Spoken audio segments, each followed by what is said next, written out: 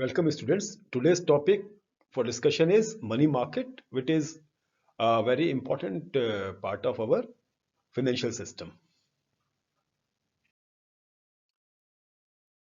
To understand this lecture in full, it is important that you would have attended my previous lectures on Indian financial system. After attending this lecture, the student shall be able to describe money market, its features and structures, describe various sub markets of money markets, describe participants in money markets, explain problems of Indian money market and suggested reforms for the same. Money market is the market for short-term funds. We define short-term as a period of 364 days or less. In other words, the borrowing and repayment takes place in 364 days or less. The manufacturers need two types of finance. Finance to meet daily expenses like purchase of raw material, payment of wages, excise duty, electricity charges, and finance to meet capital expenditure like purchase of machinery, installation of pollution control equipment, construction of building, etc. The first category of finance is invested in the production process for a short period of time. The market where such short-term finance is borrowed and lent is called money market. Almost every concern in the financial system, be it financial institution, business firm, a corporation, or a government body, has a recurring problem of liquidity management, mainly because of the timing of the expenditure rarely synchronizes with that of the receipts. The most important function of money market is to bridge this liquidity gap. Thus, business and finance firms can tide over this mismatch of cash receipt and cash expenditure by purchasing or selling the shortfall of surplus of funds in the money market. In simple words, the money market is an avenue for borrowing and lending for short-term funds. While on one hand, the money market helps in shifting the vast sums of money between banks, on the other hand, it provides a means by which the surplus of funds of cash-rich corporations and institutions can be used at a cost by banks. Corporations and other institutions which need short-term money, a supplier of funds to the money market can be virtually anyone with a temporary access funds. The government bonds, corporate bonds, bonds issued by banks are example of money market instruments, where the instrument has a ready market like the equity shares of a listed company. The money markets refer to market for short-term securities such as treasury bills, certificates of deposits, commercial papers, etc. Money market instruments are more liquid in nature. Money market has some important features, distinctive features. One, money market has no geographical constraint as that of stock exchanges. The financial institutions dealing in monetary assets can be spread over a wide geographical area. Even though there are various centers of money markets such as Mumbai, Calcutta, Chennai, etc., there are no separate independent markets but are interlinked and interrelated. It relates to all dealings in money or monetary assets or near money assets. It is a market of purely short-term funds, and it is not a single homogeneous market. There are various sub-markets such as call money market, bill market, etc. Money market establishes a link between RBI and banks and provides information of monetary policies and management. Transactions can be done even without the help of brokers, and there are a variety of instruments which can be traded in the money market. Now let us have a look at the structure of Indian money market. Broadly speaking, the money market in India comprises of two sectors, that is organized sector and unorganized sector. The organized sector consists of RBI, the State Bank of India with its 7 associates, 20 nationalized commercial banks, other scheduled and non-scheduled commercial banks, foreign banks, regional rural banks, etc. It is called organized because its uh, this part is systematically coordinated by RBI. Then non-banking financial institutions such as LIC, GIC and subsidiaries, the UTI also operate in this market but only indirectly through banks and not directly. Quasi-government bodies and large companies also make their short-term surplus funds available to the organized market through banks. Cooperative credit institutions occupy intermediary position between organized and unorganized parts of the Indian money market. These institutions have a three-tier structure. At top, there are state cooperative banks. At the local level, there are primary credit societies and urban cooperative banks, considering the size, methods of operation, and dealings with RBI. And commercial banks, only state and central cooperative banks should be included in the organized sector. The cooperative societies at the local level are not are loosely linked with it. So and then the unorganized sector consists of indigenous banks, money lenders. It is unorganized because activities of this part are not directly coordinated by RBI. The money lenders operate throughout the country but without any link amongst themselves. Indigenous banks are somewhat better organized because they enjoy a discount facility from the commercial banks, which in turn have link with RBI. But this type of organization represents only a loose link with the RBI.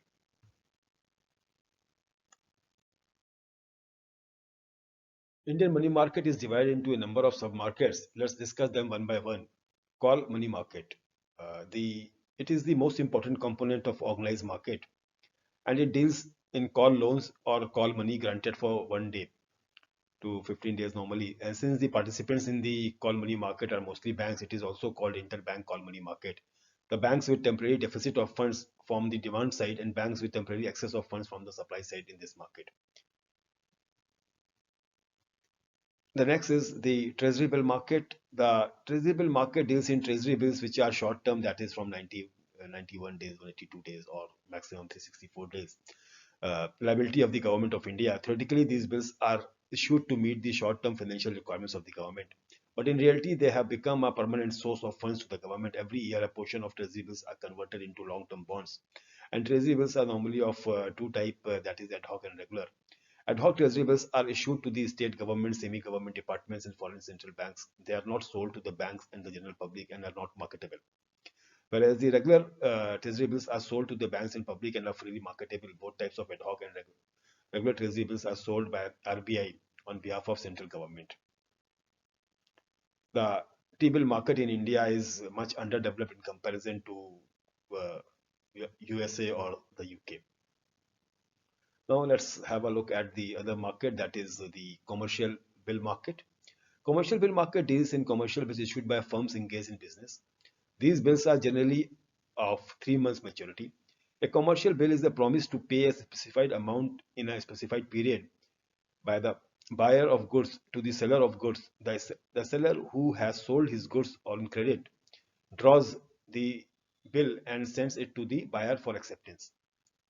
After the buyer or his bank writes the word accepted on the bill, it becomes a marketable instrument and is sent to the seller. The seller can now sell the bill, that is, get it discounted to his bank for cash. In times of financial crisis, the bank can sell the bills to other banks to get them discounted from RBI. In India, the bill market is underdeveloped, and as compared to same in advanced countries like UK, there is absence of specialized institutions like acceptance houses and discount houses, particularly dealing in acceptance and discounting business. The next is the collateral loan market. Collateral loan market deals with collateral loans, that is the loans backed by securities. In the Indian collateral loan market, the commercial banks provide short-term loans against government securities, shares, and debentures of the government, etc. Then we have a certificate of deposit in commercial paper markets. Certificate of deposit and commercial paper markets deal with certificate of deposit and CPs. These two instruments were introduced by RBI in India in March 1989 in order to widen the range of money market instruments and give investors greater flexibility in deployment of their short-term surplus funds. Now let us have a look at the participants in the money market. There are a large number of borrowers and lenders who make up the money market, and some of them we have listed here. So first in that in is central government. The central government is a borrower in the money market through the issue of T-bills. The T-bills are issued through the RBI. The T-bills represent zero risk instrument. They are issued with the tenure of 91 days, 182 days, or 364 days. Due to risk-free nature, banks cooperate, and many such institutions buy the T-bills and lend to the government as a part of its short-term borrowing program. Second among this participants list is public sector undertakings, which are the government companies who have their shares listed on the stock exchange. As listed companies, they can issue commercial paper in order to obtain its working capital finance. The PSUs are Only borrowers in the money market, they seldom lend their surplus due to bureaucratic mindset. The treasury operations of PSUs are very inefficient and with huge cash surplus remaining idle for a long period of time with them. Then we have insurance companies. Both general and life insurance companies are usual lenders in the money market, being cash surplus entities. They do not borrow in the money market. With the introduction of CBLO, that is collateralized borrowing and lending obligations, they have become a big investor. They have become big investors in between capital market instruments and money market instruments. Insurance companies invest more in capital market instruments as their lending programs are for very long period. Their role in the money market is a little less. Then let's have a look at mutual funds. Mutual funds offer varieties of schemes for the different investment objectives of the public. There are many schemes known as money market mutual fund schemes or liquid schemes. These schemes have the investment objectives of investing in money market instruments. They ensure highest liquidity to the investor by offering withdrawal by way of a day's notice or encashment of units through banks, ATMs, etc. Naturally, mutual fund invest the corpus of such schemes only in money market. They do not borrow but only lend or invest in money market. Banks, scheduled commercial banks are very big borrowers and lenders in the money market. They borrow and lend in call money market, short notice market, repo and reverse repo market. They borrow in the discounting market from RBI and IDBI. They lend in commercial paper markets by way of buying the commercial paper issued by corporates and listed public sector units. They also borrow through issues of certificate of deposit to corporates. And then the last among this is corporates. Corporates borrow by issuing commercial papers which are nothing but short-term promissory notes. They are issued by listed companies for obtaining the necessary credit uh, after obtaining the necessary credit rating from the agencies. They also lend in the CBLO market their temporary surplus when the interest rate rules are very high. In the market, they are the lender to the banks when they buy the certificate of deposits issued by the banks. In addition, they are lenders through purchase of treasury bills. There are many other small players like non-banking financial companies, primary dealers, provident funds, and pension funds. They mainly invest and borrow in the market through CBLO in a small way.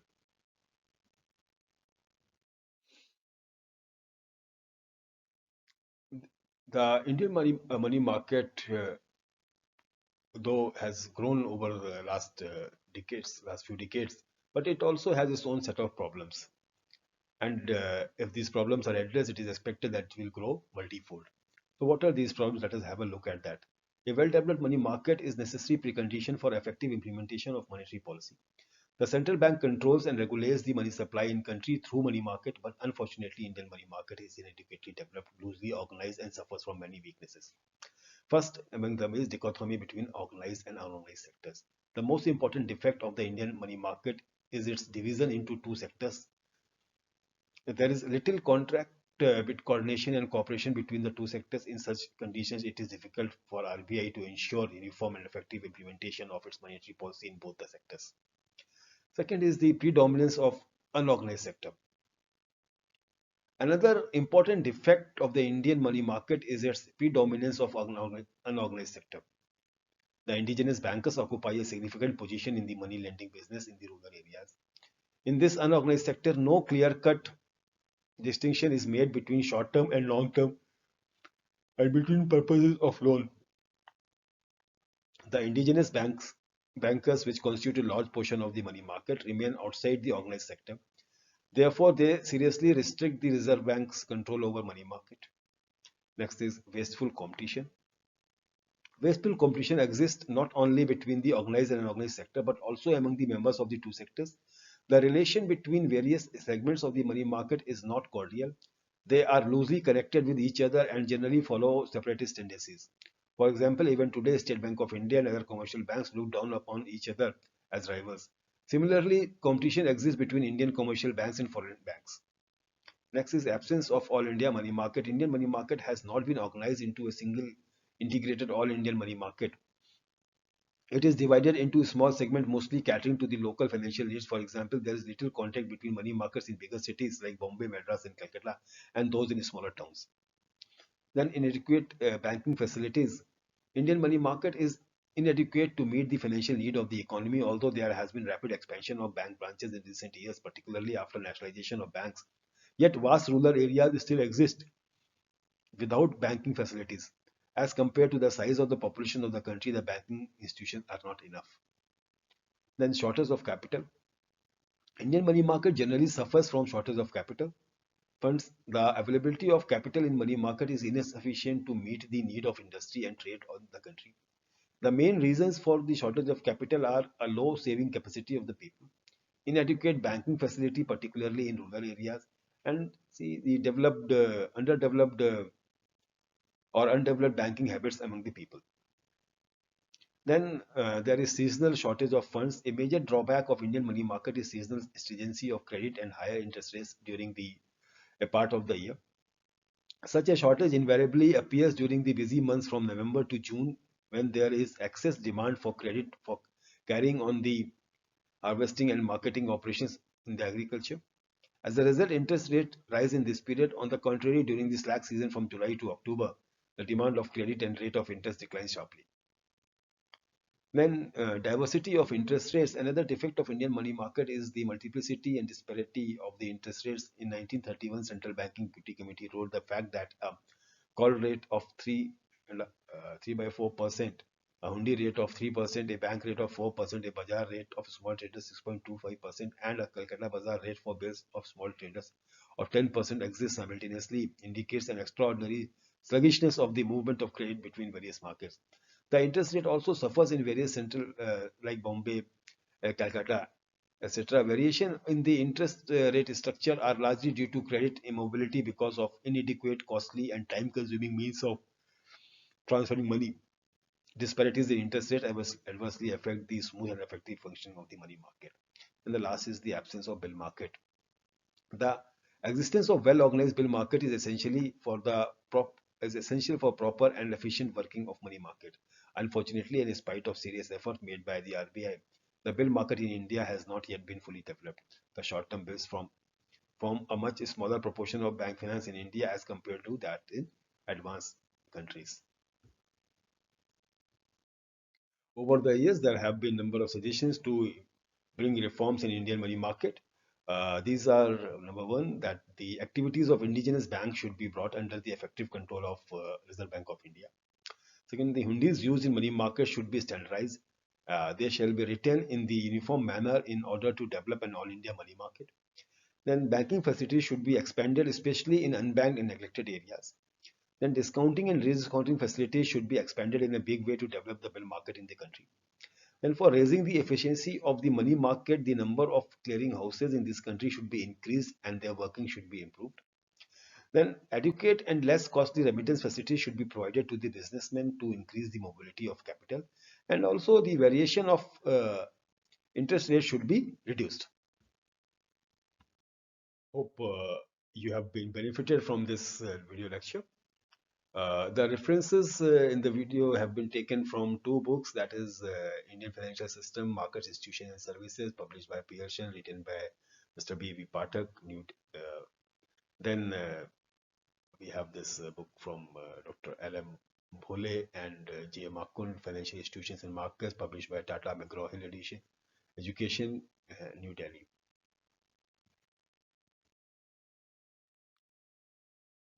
Then there is a legal disclaimer to this intent content, that the video content is created only for the purpose of teaching, and the author and the creator of the video content do not claim any copyright or other such proprietary claims on the content, including videos, audios, or text. A sincere attempt has been made to list and credit all references used for the organization and development of the content.